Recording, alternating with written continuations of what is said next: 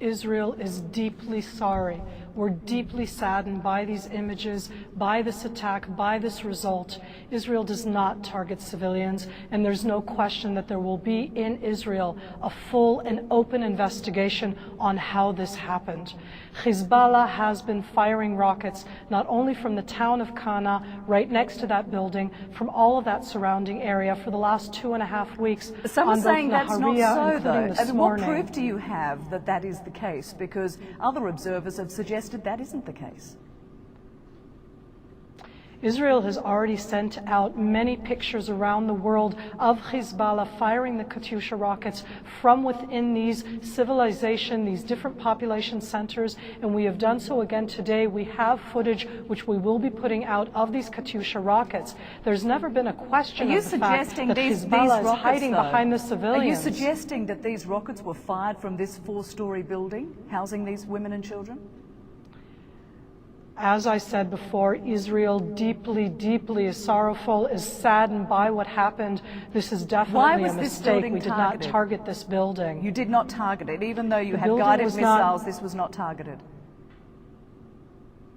The building itself was not targeted, as I said. The building itself was next to the rocket launcher sites, and we are targeting all of those rocket launcher sites. This was a mistake. Israel deeply regrets this, and we will have a full investigation. As I said, we are greatly saddened by the death of civilians, while Hezbollah is firing into our civilian population and targeting Israelis all over northern Israel. But what impact are you having? There's no evidence that you're having any impact on Hezbollah in any way. They keep firing their weaponry, which is nowhere of the same caliber as that of the Israeli army. How do you explain that? All of these women and children, all these civilians killed, and yet very little impact, it seems, on Hezbollah at all.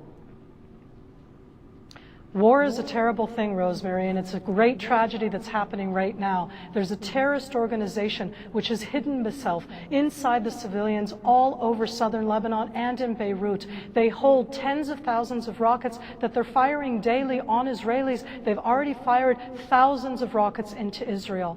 When I look at the pictures at Kana, as you do, it is a terrible tragedy, and as I said, we deeply, deeply are sorrowful over this, and this was a mistake, but that doesn't mean that Israel won't continue to pursue Hezbollah wherever they are in Lebanon as they continue to fire their terrorist rockets at Israel all of the time. But they're crude rockets, aren't they? And after all, their impact has been minimal compared to the impact of Israeli strikes on Lebanon. Explain something to us. Why would you not try to be shooting these missiles, these Katyusha missiles, or rockets we should say? They're not missiles at all, they're rockets. Why would Israel not be trying to shoot them out of the sky? They have the capability to do that.